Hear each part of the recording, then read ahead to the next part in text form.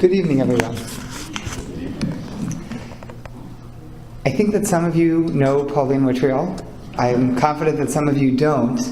Every single one of you has made an excellent decision to come and join tonight. I just want to tell you one little story. I don't know that Pauline knows that actually she was one of the initial introductions that I had to Beth Jacob. My move out here 12 years ago came on a Friday. I was finishing up work in New Jersey, got on a flight, got here, my luggage was lost, and I just had to run from the airport to my house. I showed up at Beth Jacob. I wasn't officially on yet. I didn't have a white shirt for Shabbos. I show up in this shul, I don't know what's going to be, I'm sitting over there and praying that no one's going to ask me to give a drash, because I'm lost. And that very first Shabbat, the woman who was giving the drash for the community was Pauline Witriol. The first words of Torah that I heard in this building came from Pauline. And it has been a pleasure ever since. It is a remarkable privilege that we have in our community so many people that we can learn from, including survivors who can tell us their special stories. And those who have been with us through our Survivor Speak series know that every single one a treasure, and every single one different. And Pauline, I leaned on her a little bit, if she would please share her story with us, and she agreed, and it is a privilege tonight to get to learn from Pauline. Thank you. Actually, I'm very grateful that you asked me. 1 second, I'm going to have to change that. All right.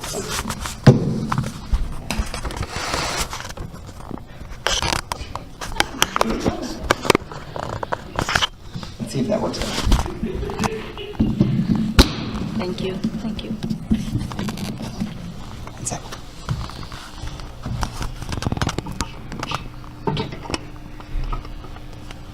They tell me that helps. Okay.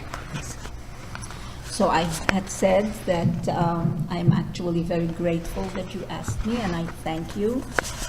And because as I heard our other speakers who spoke about their life in Poland and being taken to concentration camp, I have to, okay, maybe, how is that? Lower it?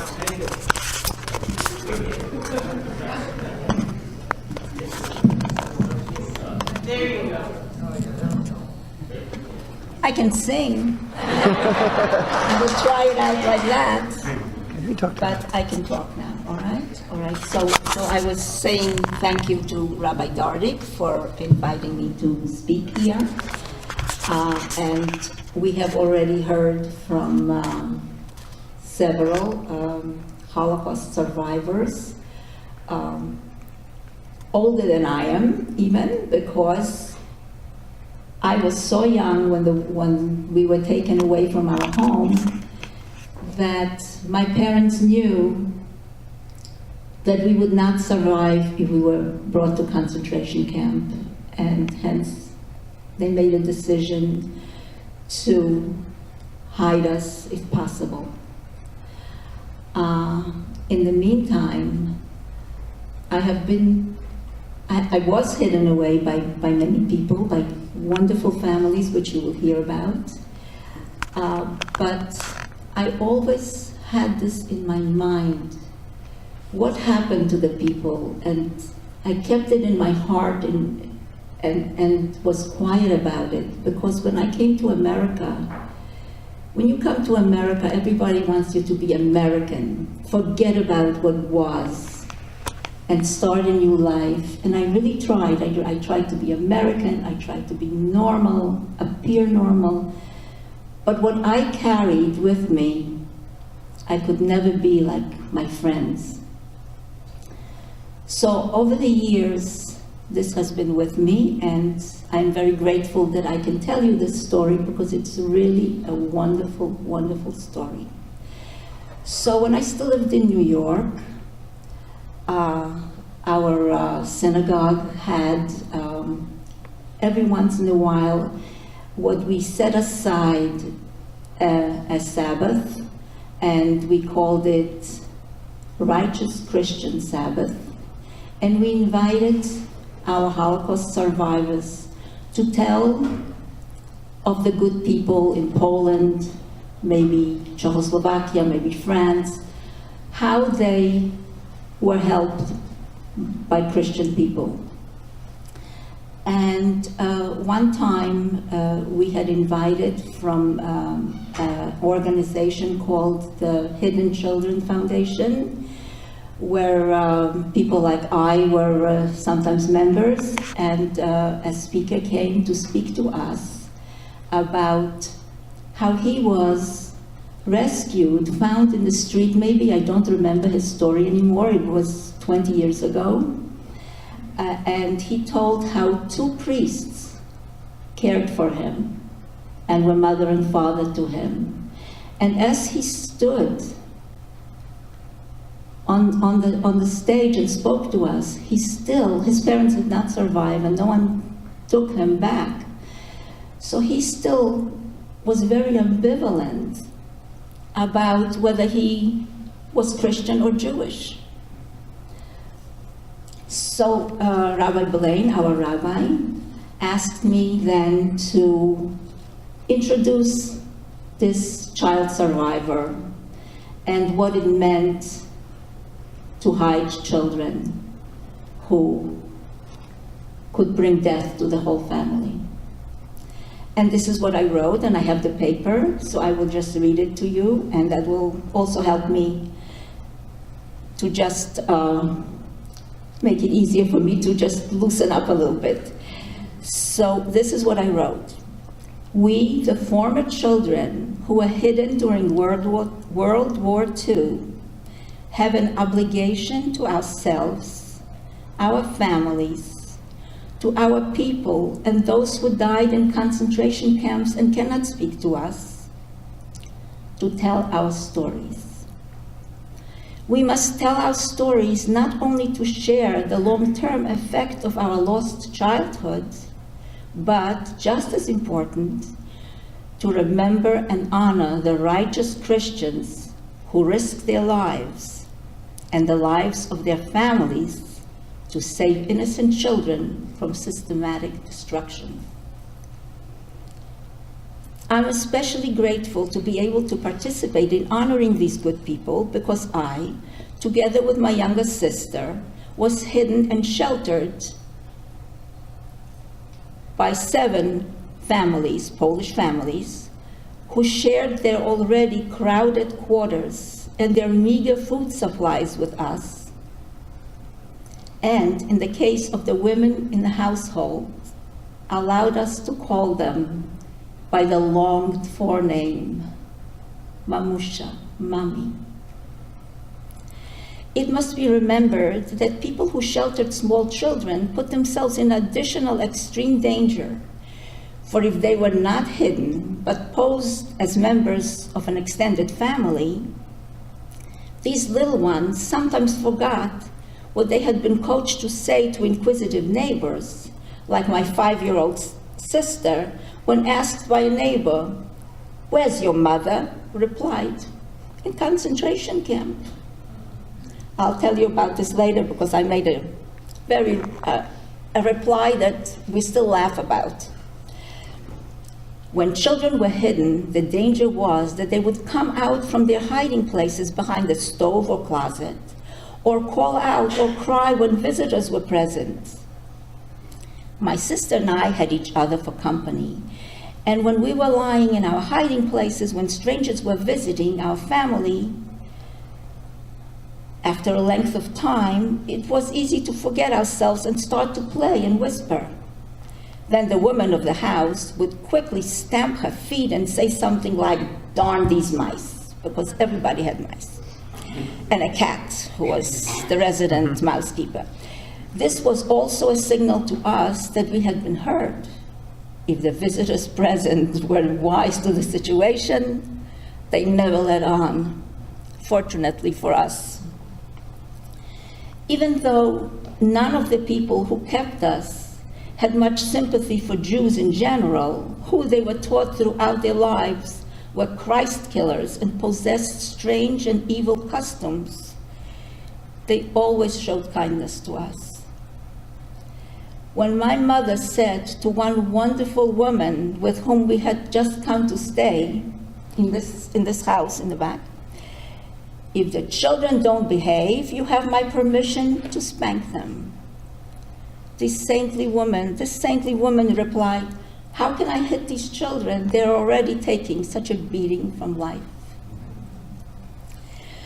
The people who kept us could not confide in any neighbor or friend for fear that they would be given away to the Gestapo. And then together with the whole family, we would all be shot. The women in some of these families, because of their greatest sympathy for little children, would sometimes take much verbal abuse from their husbands and grown children because of this real and terrible fear. Some of the women would be able to confide in the nuns who came to visit. In little towns in Poland, nuns come to visit the family, so they know each other. Sometimes they get a little charity. But at any rate, they were always lovely to us. And these wonderful nuns would nod and smile to us with gentle smiles, and sometimes bless us or give us religious medals to wear on pretty blue ribbons. At such times, we were able to feel that it wasn't held against us that had been part of the hated Jews.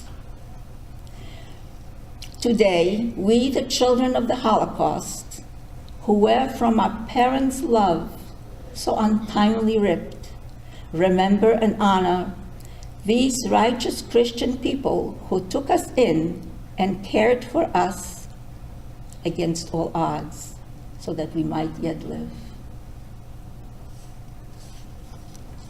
So this was what I wrote to introduce the young man who came to speak to us.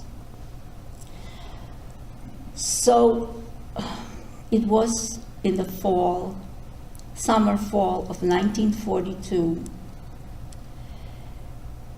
that we, our family in our little town, were told that we would be soon leaving, that we must leave by a certain time.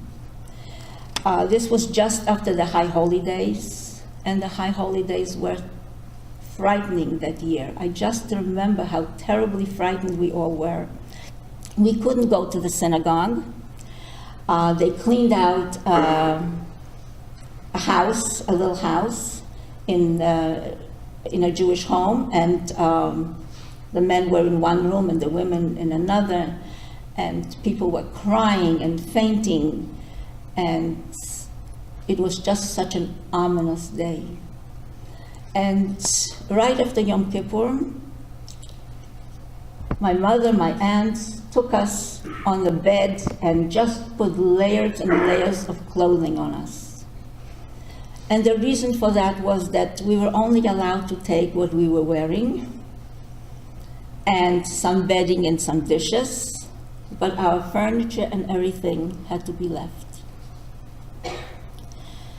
So we were driven somewhere. I understand that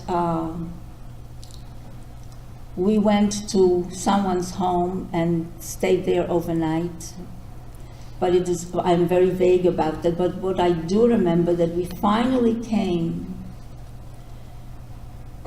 to cousins of ours in a town called Zawichost, which may not mean anything to anyone. But we came just at a time when it was Sukkot, and because there were so many people in the extended family and there was no room, the men slept on one side on the floor in their clothes and the women on the other side. And this is how we lived. Everything was rationed. It was Sukkot, and I always tell people this story about the sukkah. For those of you who are not Jewish, my friends are here, and a certain time of the year is the Feast of Tabernacles, and it's where we sit in a little booth and eat there as a temporary shelter, a temporary home. It's a biblical commandment to eat in a sukkah, and perhaps even to live there. But we weren't allowed to build it. So what they did is take a table in the little vestibule, as you come in a little hallway, where the door, the front door, had a window on top, a transom window, and the man who had this obligation sat there and ate. And I say, when you come to a sukkah, remember that. I'm very moved by this. And it was also the last holiday where my father took me to synagogue. It was the holiday of Hoshana Rabbah, which was a very big holiday in Europe. It is not so here so much.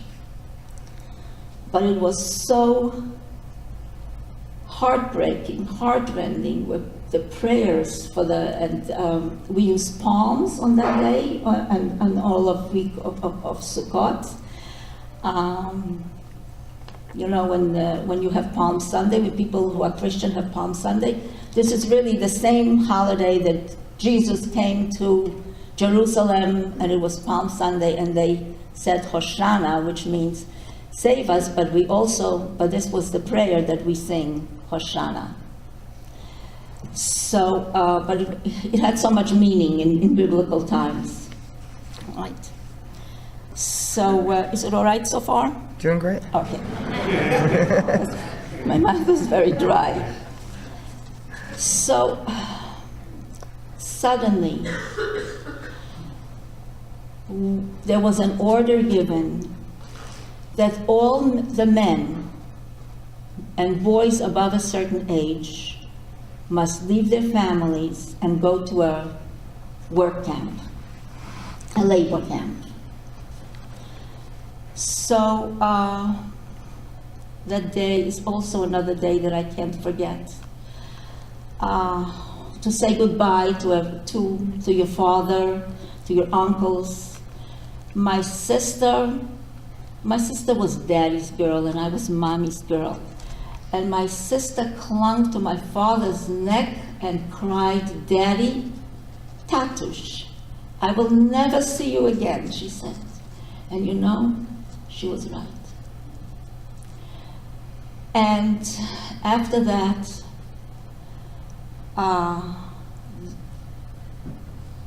my family made arrangements with a Polish young lady who came to us and taught us the Lord's Prayer. And we were told that she would take us and travel with us because Jews could not travel, and take us to friends, Polish friends of my mother's. This she did. She came for us and taught us, as I said, the Lord's Prayer, which all good little children in Poland knew. And she took us in a field with a man, and from what I remember, we were hoisted up to a barn by a ladder and told, "Stay here and be quiet, and I will come for you. I'm going to the train to get tickets." And I guess it was November or so, and got dark early. We must have fallen asleep. And when we got up and we saw that it was nearly dark, we got frightened. We thought we were abandoned. We felt, upset. And how are we going to go down a ladder? So I was very frightened to go down a ladder, but I was more frightened to be abandoned. So little by little, we worked our way down and walked out from the field into a road, and we asked somebody who passed by, "Where is the station?" And she said, "Oh, just go that way." And we come to the train station, indoors, and in the waiting room. And the young woman's name was Kasia, Catherine, sort of, or Katarina, very popular Polish name. And she was dismayed, when she saw us. But she tried to be nonchalant. She says, "Come girls, sit down next to me." And we were all sitting on the floor because there was no room. People were waiting for hours because everyone's papers were checked. And it was just so frightening. Some man looked at us and started bothering Kasha. And he said, "Whom have you got here? Maybe some Jews?" And she ignored him.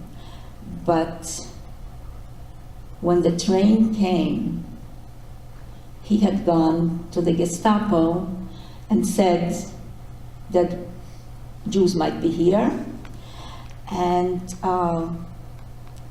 they stopped us and searched Kasha, and we started to cry and spontaneously recite the Lord's Prayer. And meantime, the train was filling up, and suddenly the train blew its whistle that it's going to leave. So she said, "Please let me go." And he said, "Go." And she took us, and we went. And we arrived at the next town, Mielec. And we went to live with my mother's friend. They had been originally in our town, but their only child, a daughter, a young woman, maybe in her early 20s, died from some illness. In those days, there were no antibiotics, whatever it was. And they couldn't stay in Wrocław. This was a woman and her daughter who made beautiful dresses for us. My mother, even though my mother sewed and my two aunts sewed, sometimes my mother would have a professional, quote-unquote, seamstress do our clothes. So they told us not to look out the window. They heard that my sister wasn't quite toilet trained, so they woke us up in the middle of the night, and just to make sure that their bed was dry. My father wrote a letter to them, and the man read it, and it seems that my father made some grammatical errors. So even though they were our friends, supposedly, he said, "Look at these Jews, they can't even write correctly," or whatever. It was just that kind of atmosphere. Can I ask? Yes. How old were you at this point? Oh, so I should have said, in 1942, I was 6 and my sister was 5. Okay. And is this maybe a good time to tell you about my family, how many they were? My grandparents had 10 children, 7 girls and 3 boys. And the first 4 came to America before the war. And one of my uncles left our house. He married, and my uncle Jacob, and my mother was married to my father. They had been sweethearts since their childhood days, but waited quite a while to get married because there was always a war in Poland.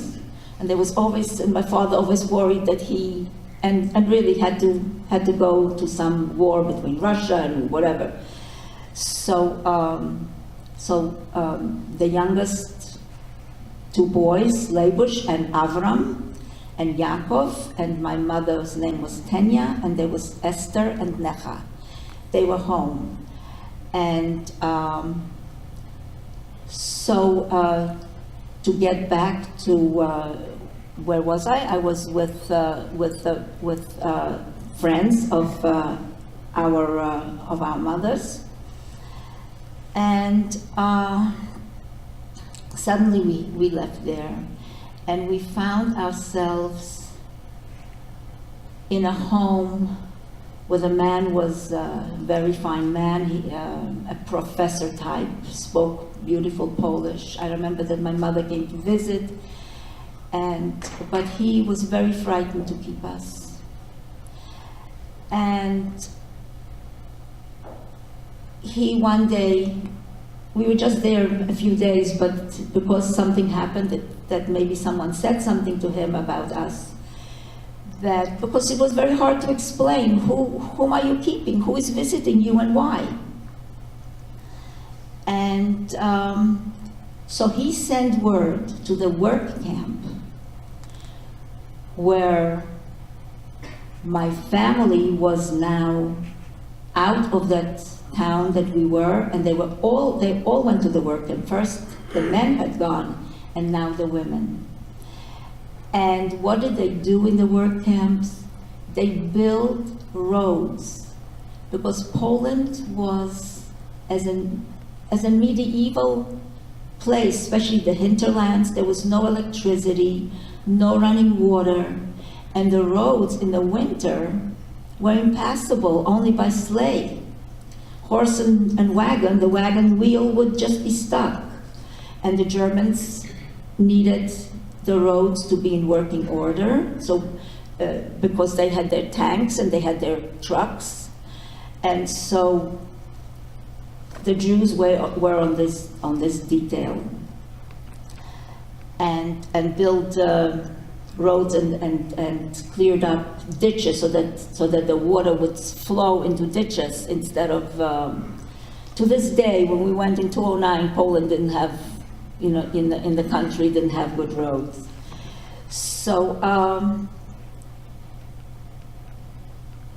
this man sent word to the work camp, get the children out.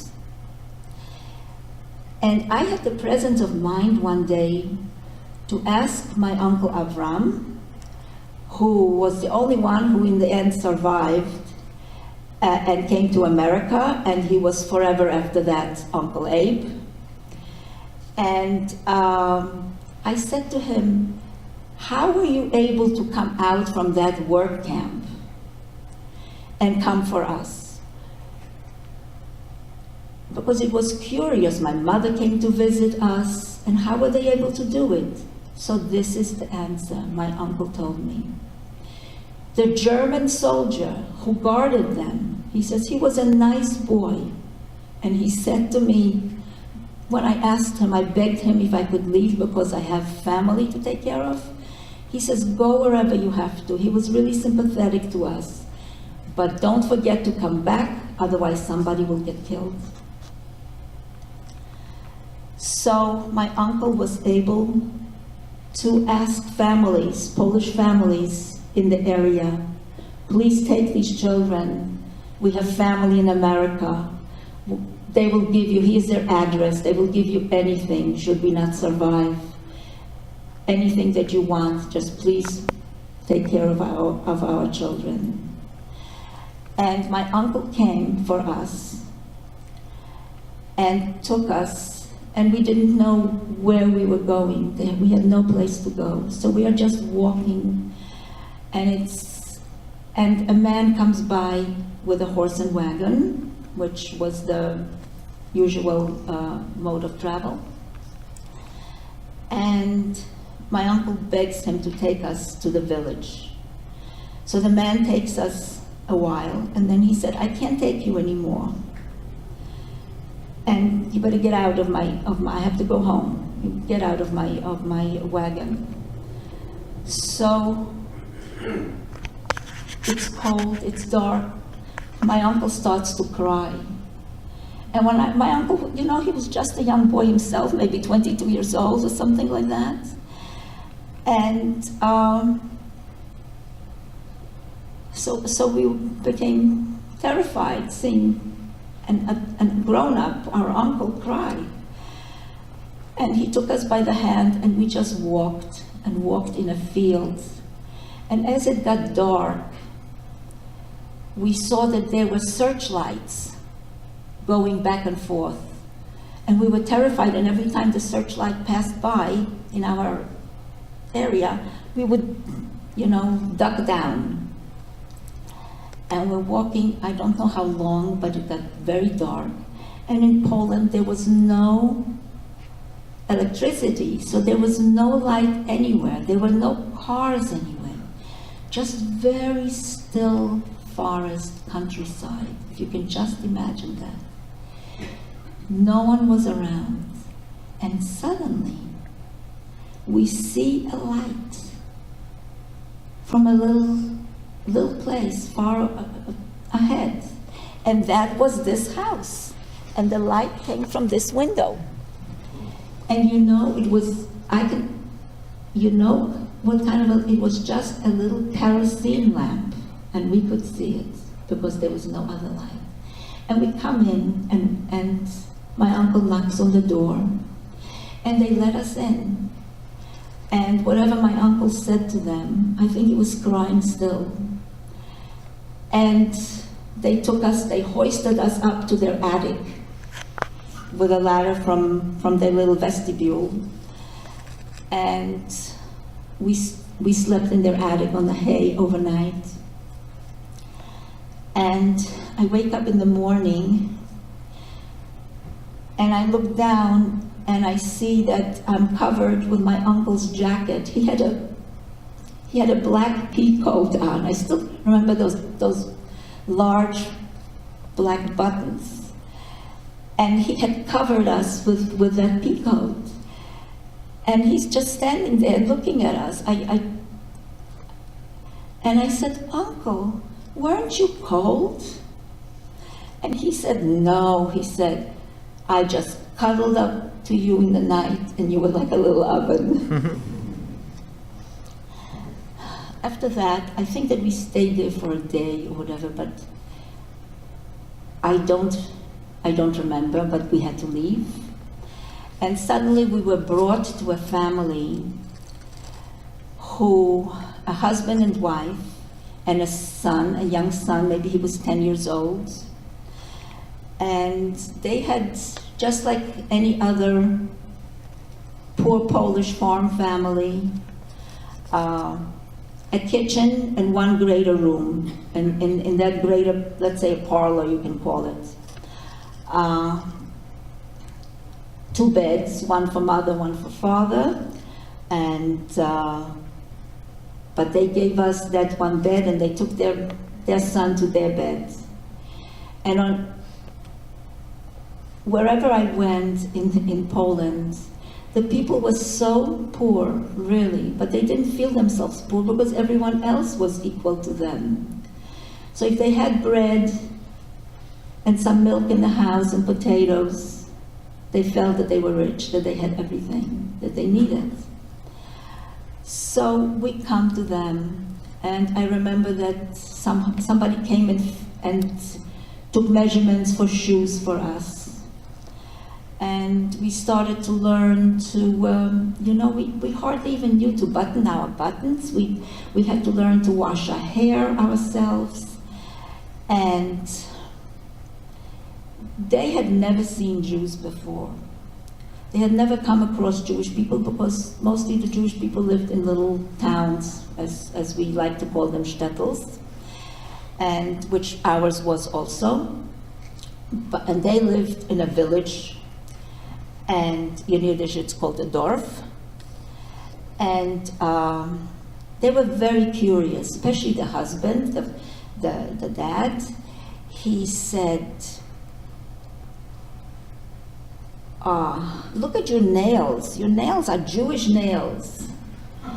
And we said, all right. And they said, is it true that Jews do this and they do that? And if you pardon me, maybe this is trite, but Jews need toilet paper. They're also spoiled. And they said, and do they use Polish children's blood for Passover? And I said, yes. I said, yes, I think so, because you know what? I could just see my uncle take a child and put him in a barrel that was studded with nails and shaking that barrel back and forth. But I didn't hear the child cry. So they laughed, and the mother said, oh, I don't think that Jews are so bad. You know what I heard? I heard that they also believe in the 10 Commandments.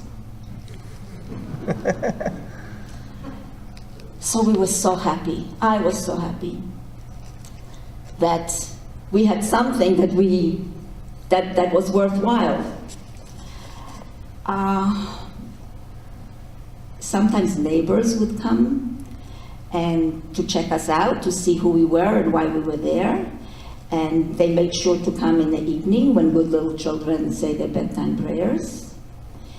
And so we made sure that we knelt down and said our prayers. And one day a woman says to my sister, "Where's your mother?" And that's what my sister said, "In concentration camp." And I, the big sister, what did I say? "Oh, she just goes there to do the laundry for the officers." Oh, that's quick. How did I think that? That's the big sister. So I remember that, and here it is. I also remember that the man of the house was arrested and put in prison, and his poor wife cried terribly till several days later he came home. For what reason it was, we don't know. One day he came home, it was twilight already, and he took off his jacket and he sort of threw it on the bench by the window, and he said to us, "Well, one Jew less. They shot your father yesterday." You know how you remember when something very traumatic or momentous happens and there's just a picture? Here we are, too little, and I remember that I didn't cry, I just looked straight ahead. And to this day, I remember how the sun was going down and how the dust played in the rays of the sun. And I looked at Hannah, my sister's name is Hannah, and she had her head down. And I saw that a tear was coming down and sort of stayed by her nose, and then it just splattered to the floor. But she didn't make a sound either.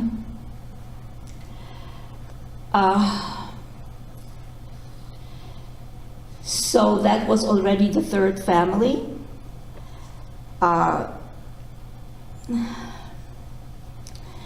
And that we were hidden away with.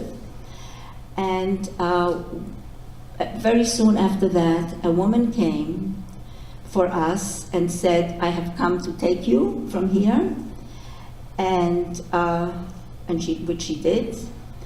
And she said to us, "We are going to stand in a certain place, and a train with your mother on it will drive by, will go by where they are working, the Jewish workers. But she won't be able to wave to you. But she will be able to see you, and she'll know that you are right and that you are with me and on the way."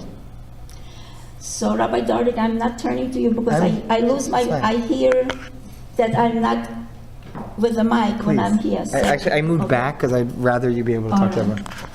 So this is what happens, and we are walking, and the snow is so deep, and we are little, so the snow is so up past our waistlines. And we walked for a long time till we came to a home, and this was her home. She was the daughter, newly married. And what the family did to hide us was they dug a hole in their kitchen and they had boards. Their kitchen floor was with earth, and on top of that they had some boards. So they picked up the boards, they dug a hole, and when the dog barked or they heard someone coming or so. First, I would go into the hole, and then my sister, because she was littler and they didn't want me to squash her. So see, that was very kind, really, to us. And so this is how we lived. And one day my mother came, most likely because that soldier let her come. And when she saw us, she just knelt on the floor and cried and cried.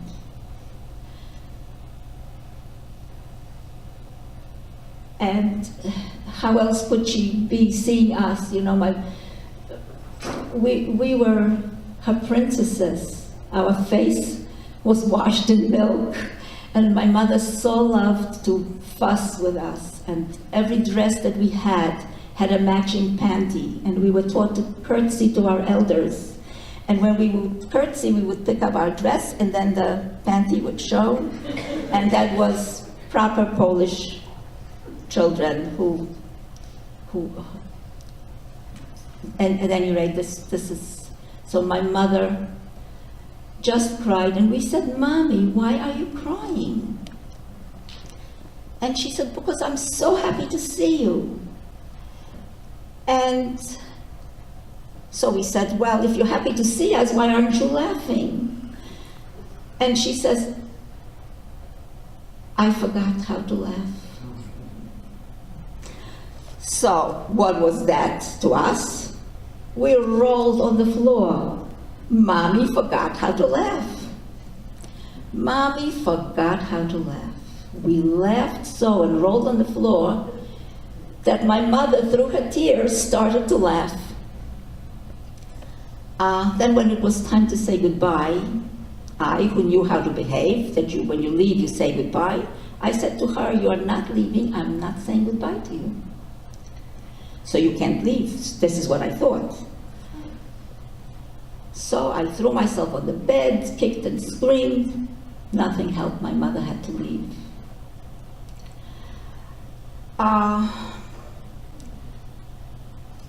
So I learned a lesson. I learned a very big lesson, that my mother had to leave. While we were there... Can I ask you one? Yes, sir. How did she know which house to go to find you? I don't know. Okay. I don't know. There are a lot of things that I don't know. While we were there already, apropos to what you were saying, a man came to visit us. And he told us, he spoke to the family there, and he said to us, "You know, Kasha never came back home. The young woman who first took us." And he was very sad. How did he know to come? There was some kind of a network. There was some that we can never know, and only because I didn't ask.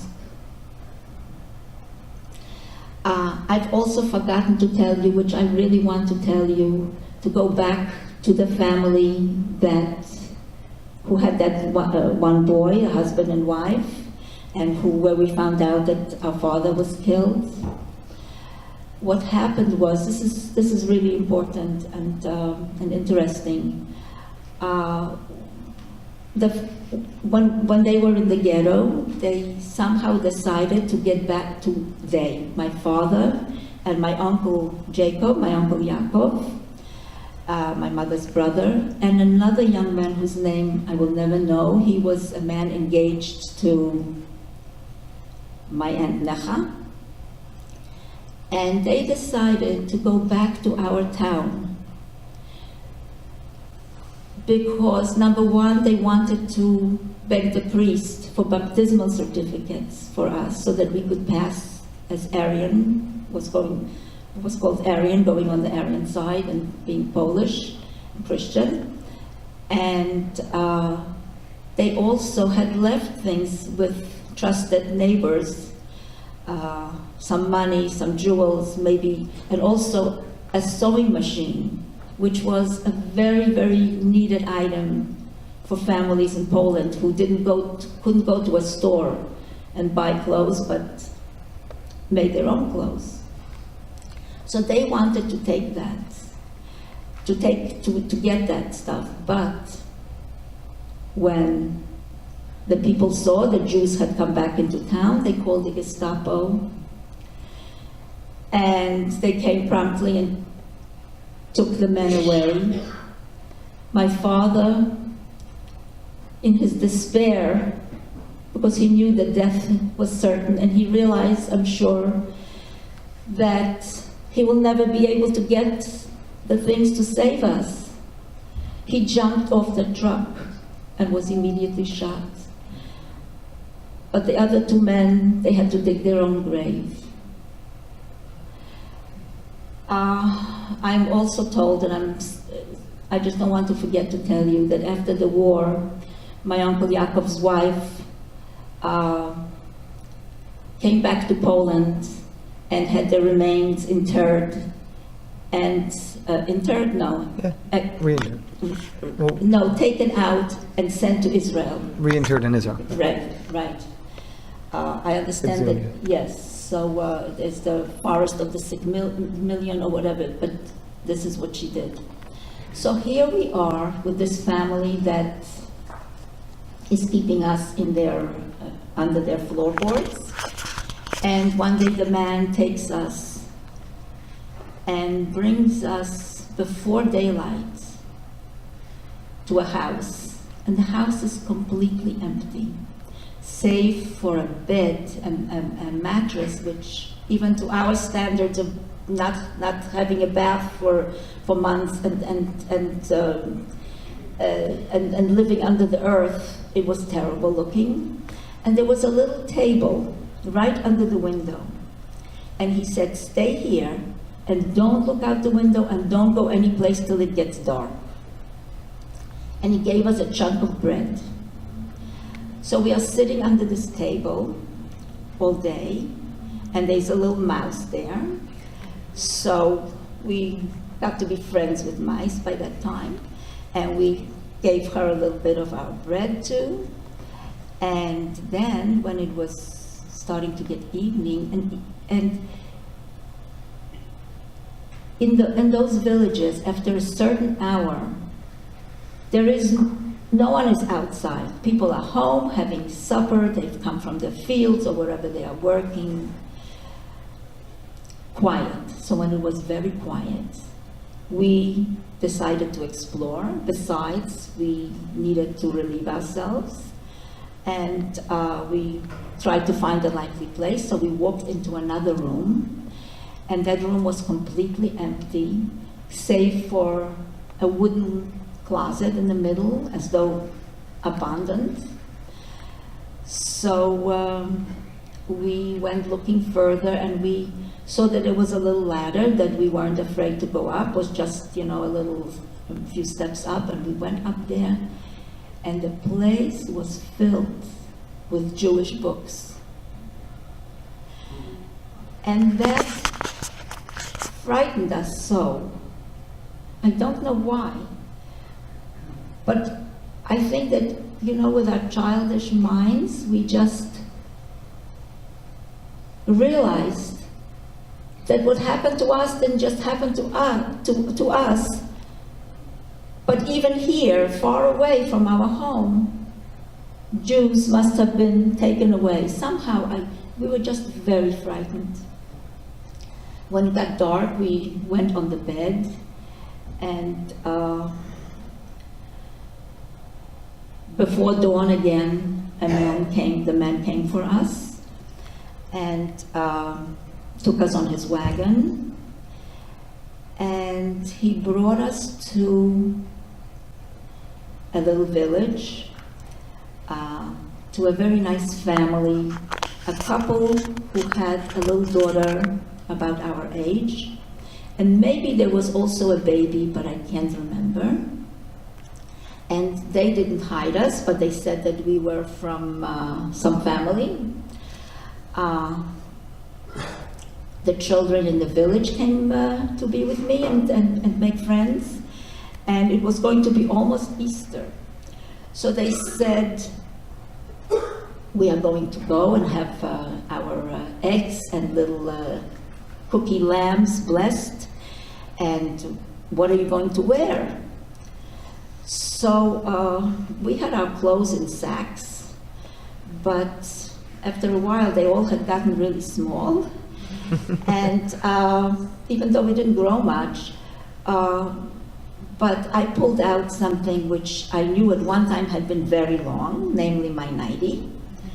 And I said, I'm going to wear that.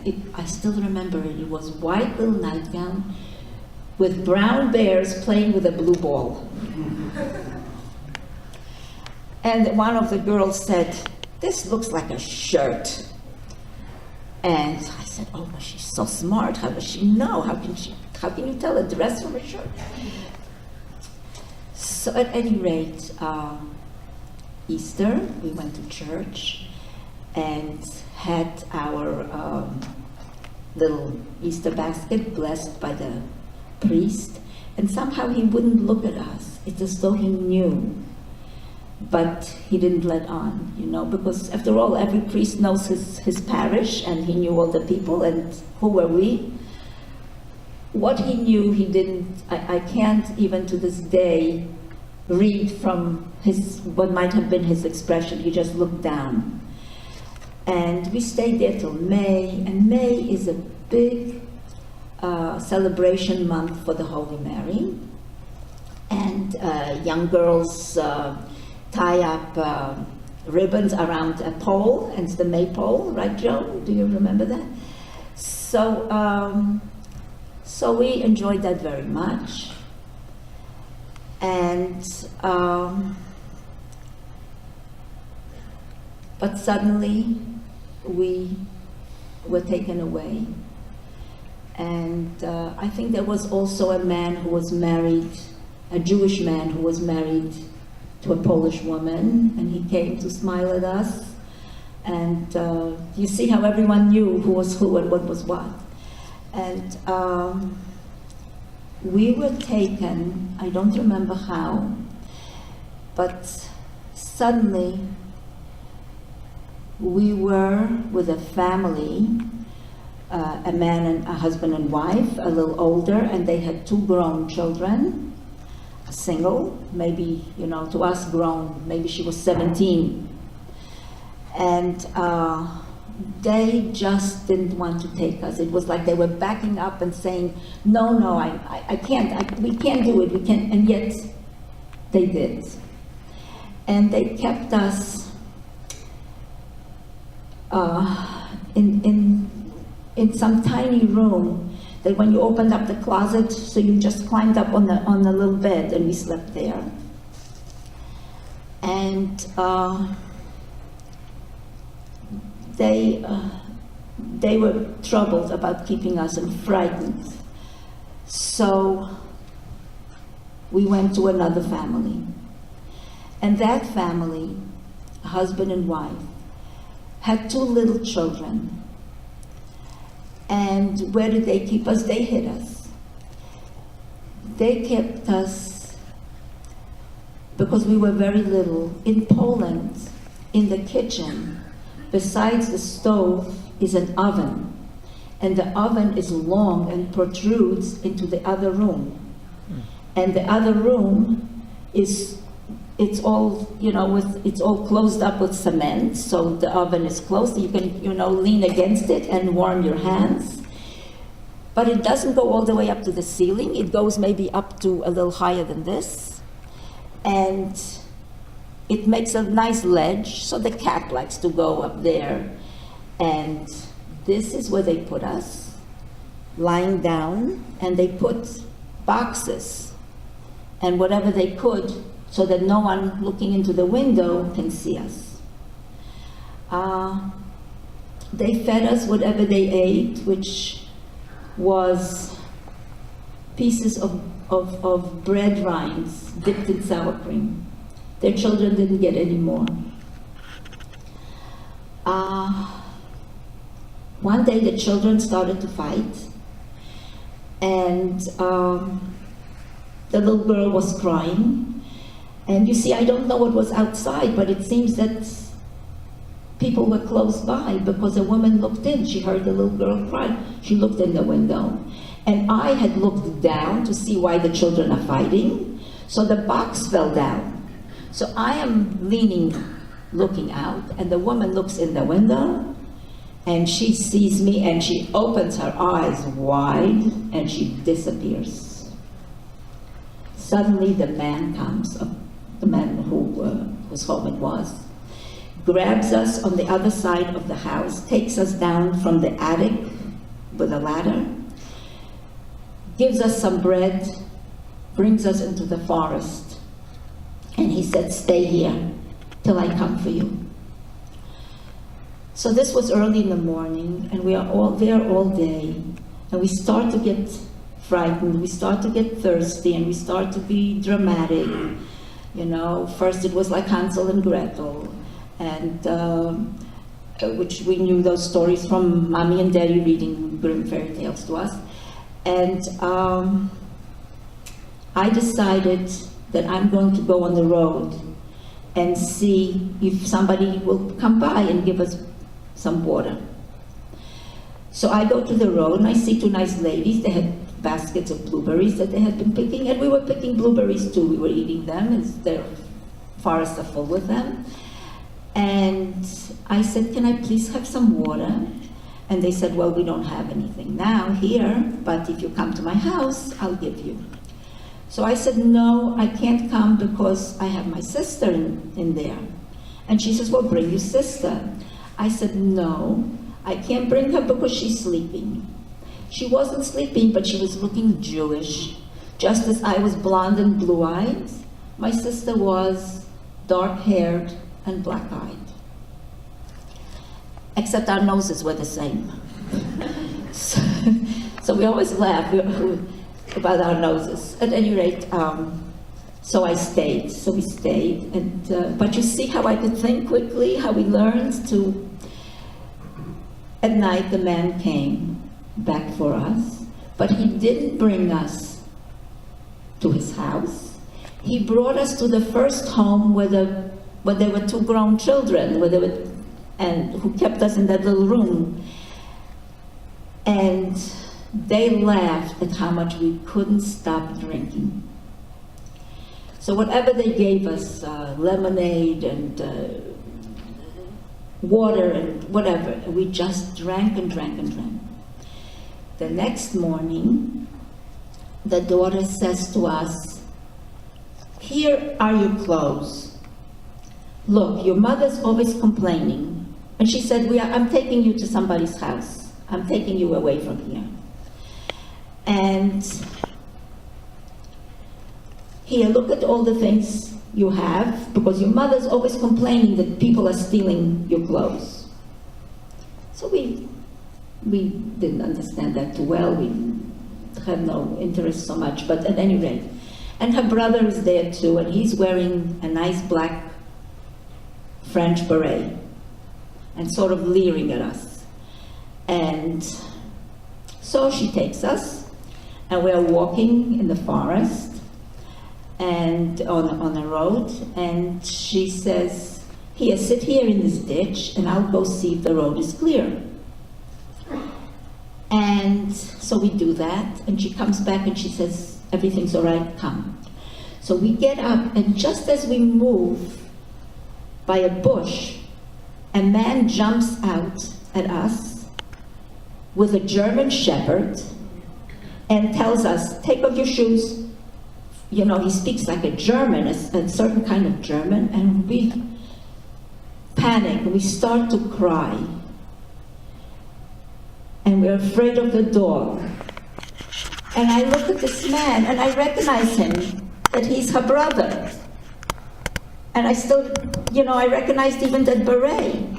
So he took everything that we had, even our coats, which were so beautiful. The year before we left the house, our home, my mother had beautiful navy blue coats made for us with rabbit fur collars. and hats with pom-poms made with rabbit fur, and muffs, matching rabbit fur muffs. And we were so proud, and our father took us on the sled around town just so everybody could see us. And so he took that, he took our shoes, and and the sack, whatever was left in there. And I looked at the girl, and she was crying too. And it happened so quick. Suddenly, you know, we have nothing on, and we'll walk a little further, and we meet our Uncle Abe in the forest. And he's waiting for us. And when he hears that all we have was what we're wearing, he gets very upset, and he says, "It's all your mother's fault, because she insisted that today is the day that you have to leave that place." And we saw in the distance workers working on roads and ditches, and that must have been where the people from that ghetto were working. So you see, what was happening among the adults, the fact that my uncle was there, someone was speaking and making arrangement for us, and making sure that we get where we need to be, and also begging people to take us. So my uncle has to go away, and we start walking in the forest, and it starts to pour. Real summery, like early summer shower. And suddenly we come to the edge, and we see a house, and the people come out to greet us, and they start to laugh. What happened? Besides being soaked with our peasant dresses, we had kerchiefs on, which were orange, and their dye ran, so we were all orange on our faces. So who was this family? This was the very same family in this house, the Pietrika family, who took us in when Uncle Abe was lost with us. So when they took us in, we stayed there for at least 2.5 years. So while we were there, when we first came, the family consisted of the parents, Jan Pietrika, and her name was Sofia Pietrika, Mrs. Pietrika's brother, whose name I don't remember, single man, and her 3 children. The youngest one was Joseph, and the girl's name was Kasha. She was the middle one. Her name was also Kasha, interestingly. And the oldest son, I don't remember. He was kind of a rebellious boy. I think his name was something like Tadeusz or something like that. So my mother came to be with us.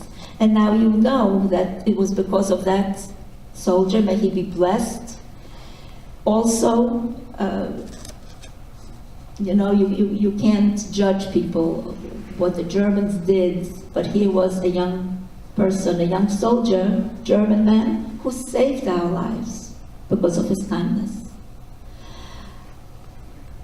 So my mother came, and Mrs. Pietrika and my mother embraced,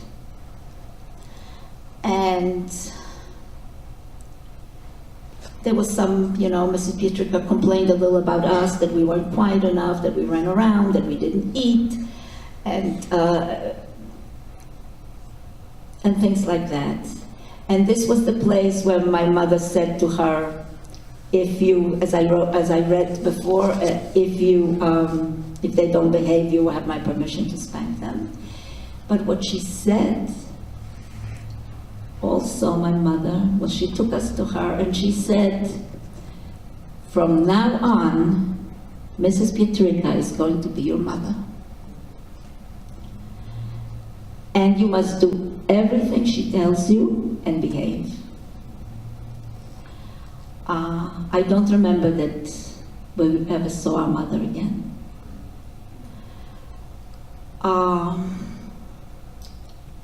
But my uncles came once or twice, I believe. So where did they hide us? Number of places. The main place where we were hidden, you have to use your imagination. It was, they dug a hole on the side of their stove, and in the front of their stove was their potato cellar. So because all winter long, you needed your vegetables, your potatoes especially, and milk and potatoes was the best Sunday supper. And you know what? I read that Michael Pollan said, you know, he's the foodist, that a plate of mashed potatoes and a glass of milk is a perfect meal. So I had to put that in. So they dug a hole and took out all the potatoes, and then they put a board in, and so that we had a little roof in that hole. And they put all the potatoes, but they took away room from themselves, but they put all the potatoes so it was very innocent looking. And the hole was just like this, you know, this size, tiny, that only we could fit in because we were so little. And we stayed there for hours while people were there. Another place was just for a quick hiding under the beds. Another place was in the attic where we first were. You know, when we went back to Poland in 2009, and Mark and Terry were with me, and Mark went up to their attic. So do you want to tell us what kind of a place it was? Not really? Well, it was just basically a hole. It was just an empty space. It was dirty. We had some skylights in it, but it was really just an attic. All right, I was afraid to go up there because I said if I fall from the ladder, and I'm afraid of heights as it is so much. So I didn't go up, and I didn't want to cause any problem in Poland by breaking a leg. So this is another place where we stayed there. We had a very nice time. The cat would come and bring his mouse to eat. And one day the cat brought a bird, and we saw that the bird was still stirring. So we hit the cat, and she let go of the bird, and we fed it some milk, and the bird flew away. So, and if the bird was dead, we used to like to make a funeral for it. So if we were able to go downstairs, sometimes we just couldn't go out of the house at all. We could also be hidden in a barn. This is something to tell you. At a certain time of the year, we heard, when the wheat was high and they had already cut down the wheat, we heard that the Gestapo might be coming. So they didn't want us in the house.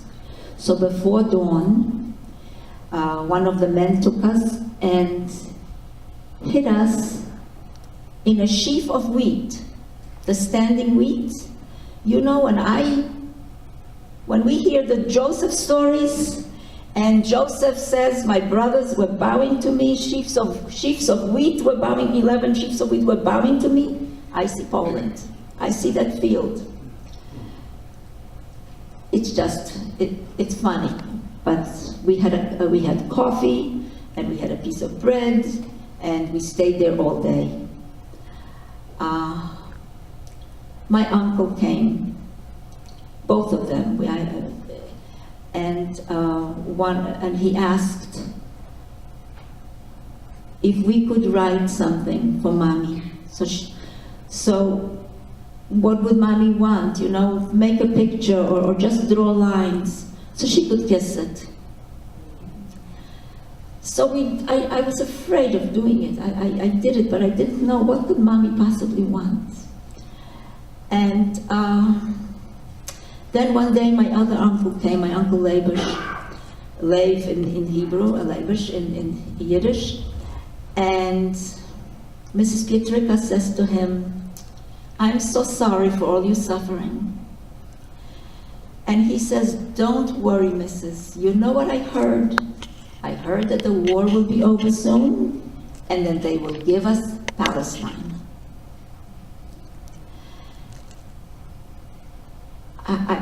I so remember that because it was, I think, probably the first time that I heard that word, Palestine, and I knew it was something that we would want, but there was no Israel, he couldn't say Israel. But you know what? He was killed just 2 days before the war ended. A young, beautiful boy. He got typhus, and he couldn't stand up. So there were rumors suddenly that the war is going to be over soon, and suddenly it was. The Russians came screaming down the fields, and the war was over, and there were bombs everywhere, and people ran to shelters, and people in the family ran to shelters. But we had to stay underneath that stove, and Mrs. Pietrika stayed with us. And suddenly, I heard her whispering, and I tried to hear what she was saying, and I realized that she was praying. And she said something to God. She said something about my foster children. And you know, the word foster children in English is just a word. But in Polish, it is very evocative. It's moje wychowanki. What does it mean? It means the ones that I brought up, the ones that I nurtured. Moje dzieci are my children, but moje wychowanki. So she's praying, and she asked us to come out. And we come out, and she comes and she sprinkles holy water on us. And she says, if we should die, she says, I want you to go to heaven. And we were so happy. I want you to be able to go to heaven. And now we were baptized. And, you know, Jesus and the Holy Mary became our parents while we were there.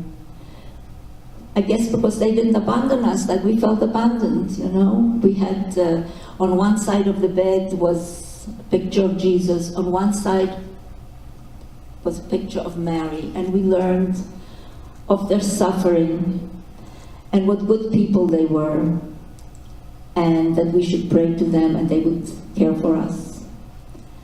And that made us, you know, very happy. So we were so proud that we were now Christian.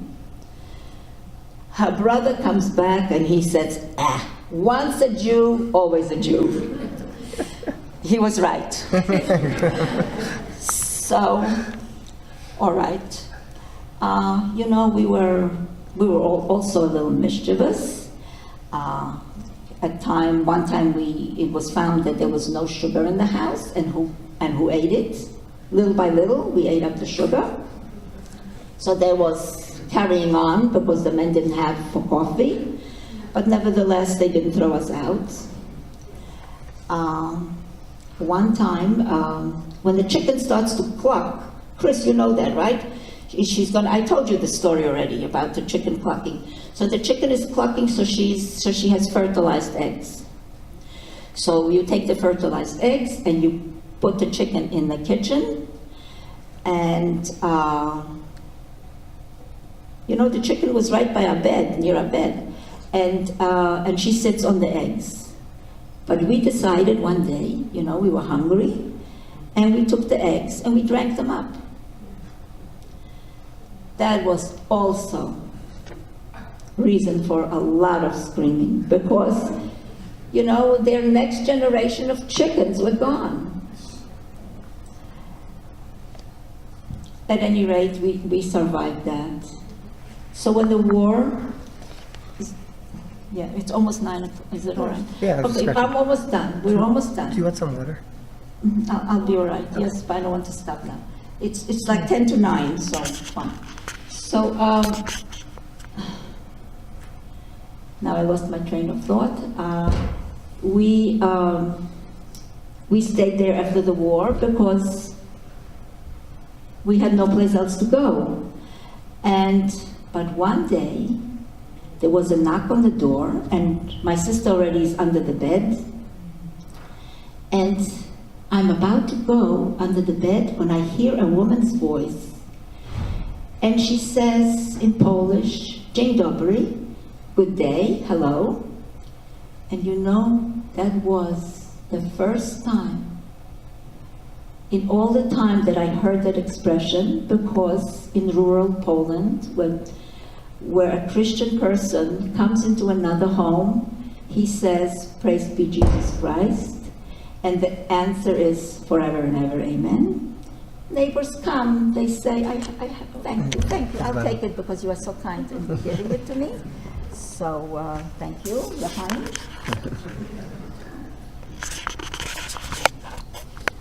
So, I hear, "Good day." And in walks our aunt. She had been married to my uncle Jacob, who was killed with my father. And she tells us how she trudged all around and asked, do you know who has Jewish children, who might have Jewish children? And she says, the neighbors said, "Mrs., if there would be Jewish children here, we would know about it." Mm-hmm. Nevertheless, because my mother told her where we were, you know. So then, sometime later, a cousin of ours comes, her name is Gusta, and my cousin Gusta's cousin is here, Valerie and Laura, and they were my grandmother's sister's family. So Gusta comes, and we were so happy to see her, because we remembered her that one time when we were little, and it was Hanukkah, she brought us little pocketbooks, and we never forgot that, and she said, "I didn't want to come back to Poland. I was liberated in," maybe she said, Czechoslovakia. And she said, "But I remember that your mother said, remember where the children are." So I had said to her, "You are 3 sisters and I'm only 1. Surely one of you will be left alive." But she says it bothered me, and I came back to Poland. And so little by little, there were arrangements being made for us. We also got a big box of matzahs from a Jewish organization, and also some other foodstuffs that UNRWA, you know UNRWA, United Nations Relief and Rehabilitation Agency, because they were all coming to help the refugees. It was, the war had ended maybe 6 months, but no one, you know, we were still there. And arrangements were being made to take us from the family, but we didn't want to think about it. And also the question arose, what would the people get for keeping us? And I understand that our American aunts and uncles were contacted, because they let me know after I came to America that I gave them a lot of troubles, and you know, that they had to. But what I do remember, one thing that Mrs. Pietrika asked for, because I was that kind of kid, really nosy, little, you know, little pictures have big ears, and she asked for lace from America. Enough of it for a wedding gown and veil for her daughter Kasha. So other things I don't know. One day, my aunt came for us, and with someone, I guess, somebody else, and but I don't remember. But suddenly, I looked around and I saw that the family members were turned to the wall and crying. And Mrs. Pietrika had her apron up to her eyes and was crying. And we were being pulled out by our arms. And we started screaming, "Mommy, I'll never forget you, and I'll say my prayers every day." And suddenly we were on a wagon. And we looked around and we noticed how bright the day was. And people were in the fields, bent over, and a man, a woman, some people, and they stood up and looked at us. And we realized that we didn't have to cover ourselves anymore. We didn't have to hide. And we just looked everywhere. And that was it. You know, when we went back to Poland, Agnieszka, the daughter-in-law, was the only one who was still alive besides the grandchildren. Mrs. Pietrika's youngest son had died just a year before, and we exchanged some letters afterwards, and Joan, who's sitting right by the camera, helped me write a letter to Poland and thank the people how they greeted us and showed us the house, so that my children and my sister's children, we went, and Terry and Mark went with me, and Rachel, and Agnieszka Pietrika, who was the daughter-in-law, wrote to me and she said, "You know, Sofia Pietrika lived 25 years more after you left. That made me about 34 years old. And she said, and she prayed for you every day." You know, being in the United States really was very hard for me. When I was with children like myself, orphan children in Poland and in Germany, I wasn't so alone, but here, things were very difficult for me in many ways. And I plodded along, and just to know that someone was with me and I wasn't really alone, and that someone prayed for me every day, is really something. It's really unbelievable, you know. And the women, all the women, I was thinking that by the time I was 8, I had 8 mothers already, including my own, most brave of women, who gave us away so we could live. Because if she had taken us with her, we would never live. So these women, these mothers that I had, every one of them, who dealt with their life as it came and faced all their hardships stoically and with equanimity, they are the ones who made me the kind of person that I am. And this is my tribute to them. Thank you. Do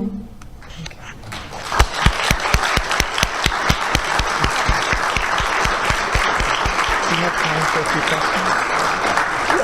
Yes, of course. But I don't want to keep anyone. Yes. Okay, so just not to make the evening too late, but if there are a few questions, I just wanted to know. Yes. I took from your comments that you didn't keep in touch with Mrs. Pietrika afterwards. No, I did not, never.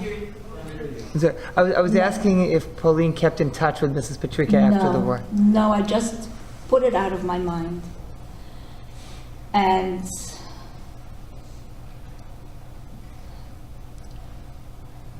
What is the reason? Because is the reason. I didn't have the strength, I didn't have the wherewithal, I had only fear to return to what I was. Understood. If anyone wants to ask me anything, you are welcome, and I'll try to answer it. And if not, thank you so much for being with me and for being such wonderful friends to me. Yes, Laura, dear. This is my cousin Laura. Hi, Laura. From Gusta's family. Yes, yes, my dear. You might want to tell us, just in a couple of sentences, how it is that you ended up here in America and your sister ended up in Israel. All right. When we were taken away from the Polish people, we were put into an orphanage just for like that. And that is so amazing how quickly the Jewish people picked themselves up and rallied. And with help from America, from organizations, they made homes for mostly Jewish orphan children. We were checked out for our health, and it was found that I had TB. My sister had some condition called rickets, which not everybody knows what it is. I had TB, and I was taken away to a sanatorium just for that, but it was mostly for Jewish children who were undernourished. And my sister went to a different place, and my uncle Abe, he was the only one who was left alive in Germany, and he couldn't travel. First of all, Poland, as you know, became communist, and they didn't let anyone in or out, but there was a terrific and wonderful underground where the Jews streamed to Germany. Why? Because that was the place to be, because it was the American zone.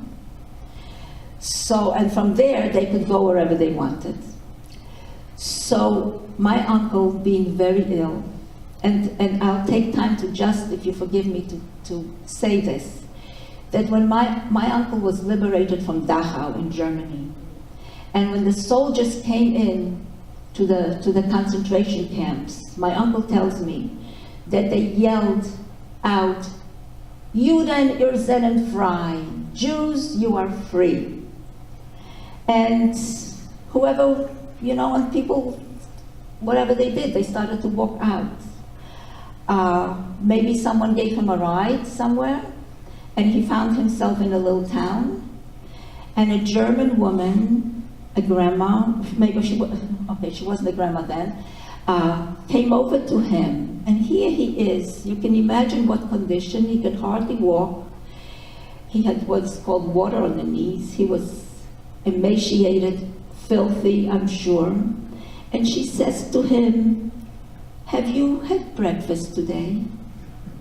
And he said no. And she took him to her home,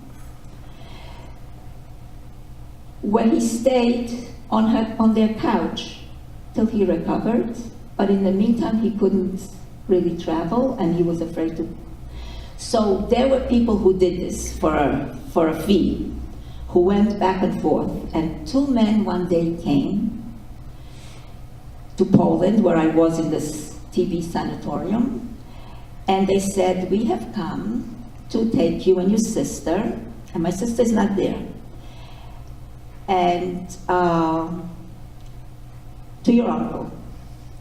So I remembered my uncle Avram, my uncle Abe, and even though I was afraid to go to Germany, because the children said, the Germans will drown you in the bathtub, and but I went. And that is a wonderful story how we traveled and so I went to Germany. They went also to get my sister, but my sister was with, how would you say, Shomer HaTzayir? She was with an Israeli Zionist group home, where they took her in. And before you know it, because when we came out from the Polish people, we just said our prayers every day, the Lord's Prayer, and suddenly, you know, they told her who she is and what will happen to her. We are going to go to a new country, and it will be our country, whatever they told her. And she didn't know these men. She was afraid. She just learned to love another family. She was ripped away from the Polish people, and she loved her teachers, and she didn't have me. So she said, I'm not going. And they weren't going to kidnap her. They weren't going to force her. So my sister stayed in Poland. I went to Germany, was there 2 years, to make it fast, in children's homes, and I knew I would go to America. I came to America, and suddenly this transport of children from Poland is going to Marseille, and they're taking, that was in 1950, so we already had Israel. Israel became a country in 1947 when I was in Germany, and that is also something to hear, you know, how young men went to fight, and they called it, you know, one day you saw somebody and the next day you didn't see them because they went to fight for Israel. And